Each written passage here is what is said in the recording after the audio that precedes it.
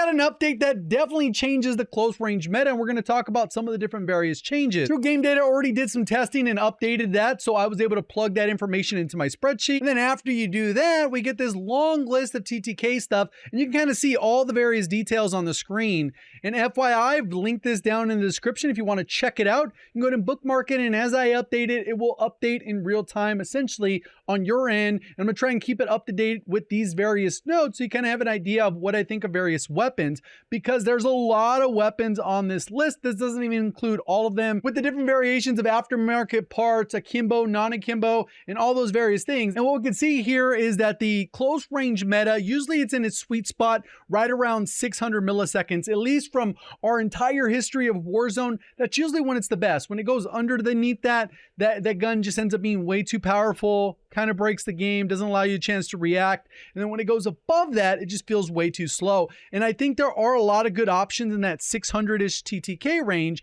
as we can see right here. But one of the big problems is there's a lot of other guns that are not necessarily going to ever be used. MX9, you can see it needs a bigger mag and it needs a minor damage buff, so this TTK is closer to 600. We can go ahead and see this for the Striker. The Rival 9, the Fennec ended up maybe getting a little bit too harsh. It went from 550 to 660, and whereas maybe it could have gone somewhere in the middle where it lands right at 600. But I think there was also some stealth changes that weren't really accounted for because for whatever reason, a couple guns are a little bit more broken. But before we deep dive into the class setups, we do have a sponsor for today's video. So this video is brought to you by Wicked Cushions, which I've been wearing for quite a while. As you can see, the ones that are actually on the screen are the same pattern. I've been wearing these for a while. If you go back in my videos, wear them because they're comfortable. I can wear them for long periods of time, especially with the camo grinding where I was putting in like 10 to 14 hours. No negative impact on my head, ears, comfort level. They're meant to last all day. I would recommend checking them out if you feel like you needed a little bit extra added comfort,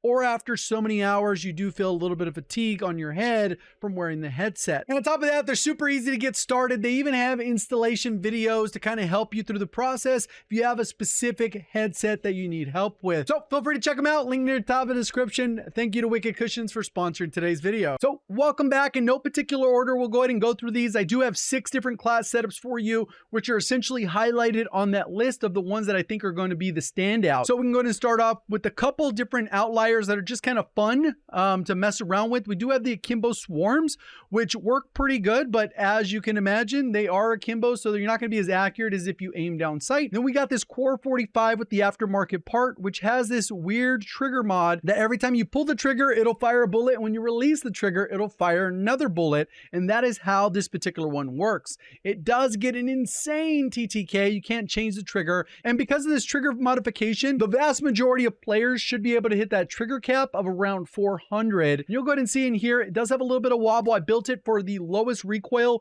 with the attachments that are available. Obviously, got to have the aftermarket part and the largest mag. And then basically, when you pull that trigger, you can see it fires, and when you release it, it goes and fires again. So when you fire it, it feels like it's full auto. You can see it does have quite a bit of vertical recoil.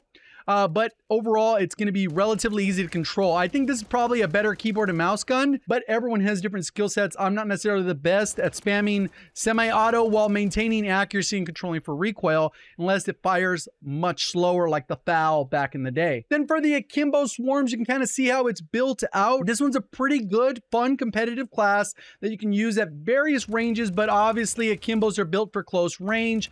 You kind of strafe. It gets a little bit harder there. Probably better keyboard and mouse because you don't get as much aim assist in the hip fire in this build. So sometimes controller players may struggle with that because of how reliant on aim assist most controller players are. And then that brings us to our next couple weapons. MWIII weapon does slip into this, and it ends up being pretty good, which is the ISO 9mm. Pretty balanced build. A lot of people don't like the iron sights, myself included.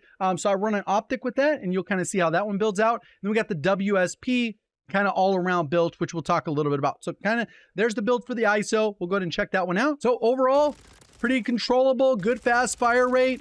You can kind of see how it hits the target at that range. You can kind of modify some of the things. If you don't want a suppressor, I generally put suppressors on most of my builds just because I prefer to stay off the mini map with the changes of reverting the red dots back on the map. But to each their own. If you want to be more accurate, maybe you drop the barrel and then put on something for muzzle That's going to help with recoil control that much more.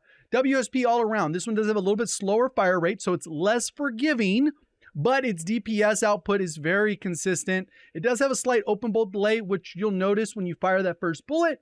But beyond that, it has a great range that will allow you to have consistent TTKs at various distances that maybe other guns would struggle. Kind of see how that is? Now that we know the hollow point's essentially useless the way they've nerfed it, most of the meta is going towards that high grain rounds. And you can see this one, slow fire rate, but very, very accurate. I don't know if I'll hit that target. There it is, pretty good.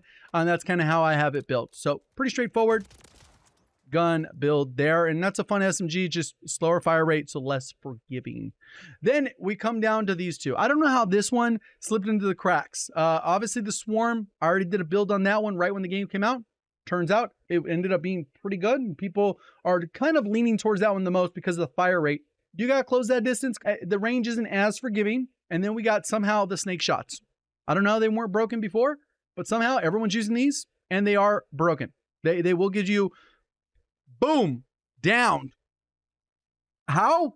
I recommended you guys unlock this one. So if you missed out, you still got a chance. You got to go over to the attachment, go to the Snakeshot. Make sure you do that. Do the armory points, whether it's wins or however you want to do it. Zombies contracts, daily contracts, whatever. Get those. And this thing is broken.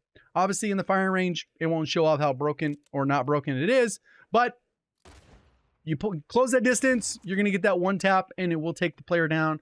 And it's going to be pretty annoying until they fix this one. Hopefully they fix it sooner rather than later. I don't see this staying this way for long. Then we have the Swarm close range, which I think is the all-around probably meta style weapon. Decent recoil, decent mobility, all those types of things.